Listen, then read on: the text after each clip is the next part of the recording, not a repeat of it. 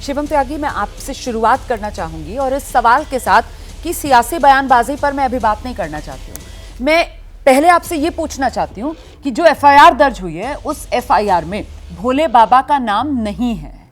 ये देखकर आपको हैरानी हो रही है ज्यादा, आपको अफसोस हो रहा है ज्यादा, या आपको गुस्सा आ रहा है ज्यादा? शिवम त्यागी। नहीं, मुझे लगता है कि इस बात को जो है पूछा भी गया था, प्रदेश के मुख्यमंत्री जी से प्रेस कॉन्फ्रेंस में पूछा गया। उन्होंने कहा कि सबसे पहले जो है इम्पॉर्टेंट ये है कि जिन लोगों ने परमिशन के लिए एप्लीकेशन दी थी इस क्षेत्र के लिए, उन लोगों के नाम एफआईआर करके चीज़ों को आगे बढ़ाया गया है और इसके बाद इसका दायरा बढ़ाया जाएगा। पहली जो प्राथमिकता है और पहली जो एफआईआर का क्राइटेरिया वो वही है कि जिन लोगों ने उस आयोजन को करने के लिए परमिशन मांगी थी, उन लोगों के नाम हमने एफआईआर करके उनको बुलाना, उनको इन्वेस्टिगेट करना और उसके हिसाब से ही आगे जांच को बढ़ाने के लिए। वो मुख्य सेवादार मधुकर की बात कर रहे हैं आप? वो जितने भी लोग उसमें एफआईआर में संलग्न हैं उन सभी की बात कर रहे हैं कि उन लोगों तो ने सब बाबा से ही जुड़े हुए लोग हैं ना? बिल्कुल, बाबा से जुड़े हुए लोग हैं। तो फिर बाबा तक पहुंचने में इतना समय क्यों लग रहा है? यही तो मैं जानना चाह रही हूँ। मुझे गुस्सा आ रहा है मैं, क्योंकि आज सुबह 5 बजे से हाथरस में मौजूद थी और मैं वहां पर दर्द देख रही थी, लोगों की नाराजगी में देख रही थी, और वहां के जो आम स्थानीय लोग हैं वो बार बार मुझसे सवाल पूछ रहे थे जब मैंने वहां खड़े होकर ये ब्रेकिंग न्यूज दी कि साहब एफआईआर के अंदर मुख्य सेवादार जो है उसका नाम तो है लेकिन भोले बाबा का नाम नहीं है। वहां लोग पलटकर मुझसे कह रहे थे ये क्या हो रहा है, ये क्या तमाशा है? 121 जिंदगियां इतनी सस्ती हैं क्या?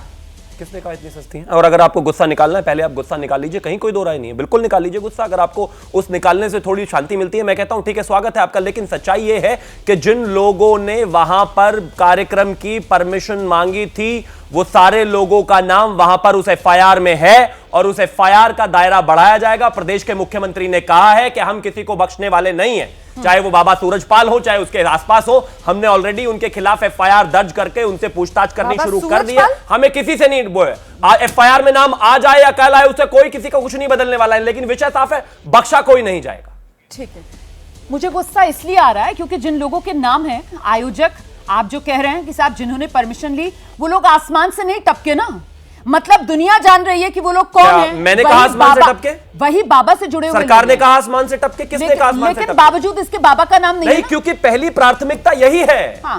पहली प्राथमिकता यही है कि जिन्होंने आयोजन के लिए एप्लीकेशन दी उन लोगों को बुलाया जाए, जो प्रक्रिया है उसी के हिसाब से। लेकिन एफआईआर का दायरा बढ़ेगा और एफआईआर में कोई भी हो, चाहे वो बाबा सूरजपाल हो चाहे कोई भी व्यक्ति, उससे कोई बचकर नहीं जा सकता। बहुत अच्छा लग रहा है मुझे ये जानकर कि किस तरीके से यहाँ पे नियम कायदे कानून का पालन हो रहा है। और अच्छा लगता मुझे कि अगर इस टॉपिक पर मुझे डिबेट ही नहीं करनी पड़ती और ये नियम कायदे कानून जिस तरीके से एफआईआर दर्ज हो रही है उसी तरीके से कल वहां पर पालन भी कर लिया जाता। जहां इजाजत 80,000 लोगों के पहुंचने की ली गई थी लेकिन 2.5 लाख लोग पहुंच गए, और जहां वो जो स्थल था जहां पर वो सत्संग चल रहा था उसके सामने बाकायदा 4 लेन चौड़ी जीटी रोड चलती है, वो पूरी की पूरी जीटी रोड ब्लॉक कर रखी थी कि जब वहां पर भगदड़ मची तो लोग इतने बेबस थे कि वो अपनों को अपने कंधों पर उठाकर भी अस्पताल ले जाने में उन्हें कम से कम 1 से 1.5 घंटे की देरी हो गई। तो ये थोड़े से नियम कायदे कानून जिस तरीके से एफआईआर के जरिए हो रहा है ना, स्टेप बाय स्टेप,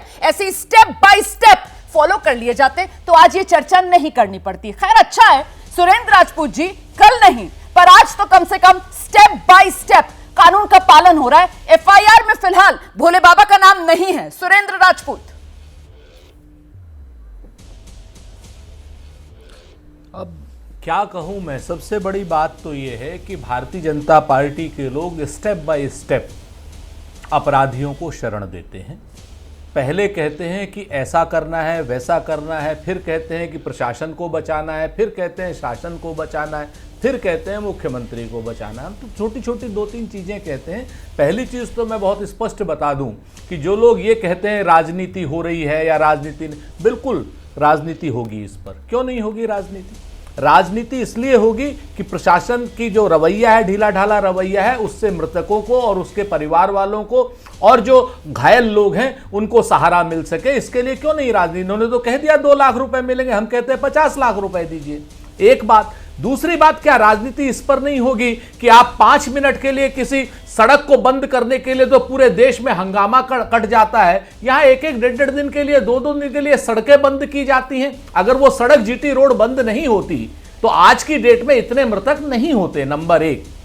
नंबर 2, उस भोले बाबा को तो बहुत स्पष्ट है कि आप स्टेप बाय स्टेप कीजिए या बगैर स्टेप बाय स्टेप कीजिए। पहली बात, जो आदमी आयोजक है, एक बात, जो आदमी वहां पर कथा बांच रहा है, दो बात, उसके खिलाफ तो प्राथमिकी दिखाई देती है कि क्या नाम आपको एफआईआर करनी है। तीसरी बात, इन्होंने कहा न्यायिक जांच कर देंगे आदरणीय योगी जी ने। हम तो एक चीज कहते हैं कि भाई 2017 से लेकर के 2024 तक आपकी लगातार 7 साल हो गए सरकार को, आज तक आपने कम से कम 100 एसआईटी बनाई है।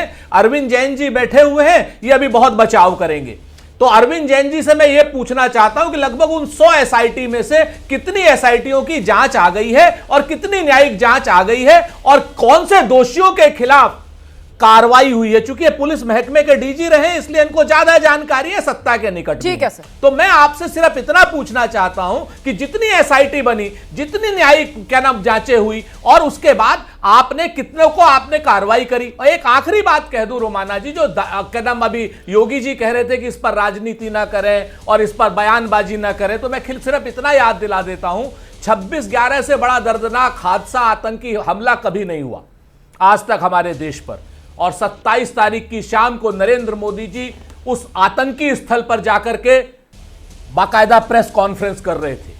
आज नरेंद्र मोदी जी को योगी आदित्यनाथ जी डांट रहे हैं, डपट रहे हैं, राजनीति ना कर रहे हैं। ये मोदी जी के लिए कह रहे हैं या अन्य लोगों के लिए कह रहे हैं, ये भी योगी जी के जो भारतीय जनता पार्टी के विद्वान प्रवक्ता है क्लियर होना चाहिए। चलिए सर, ठीक है। मुझे लगता है जरा सा आज क्योंकि इतना संवेदनशील मुद्दा है, तो इस तरीके की राजनीतिक टीका टिप्पणी से हमें बचना चाहिए। जैसे ही घड़ी का काटा दोपहर 2:30 पे आए, बबीता जी का दिल सास बहू साजिश के लिए मचल जाए। और ये है इनकी बहू, पूरे दिन ऑफिस की टेंशन हो जाए गॉन जब ये करें अपना फेवरेट शो फ्री टाइम पे ऑन। इनकी तरह आप भी देखिए अपना फेवरेट शो अपने टाइम पर और डाउनलोड कीजिए एबीपी लाइव ऐप अपने स्मार्ट टीवी पर।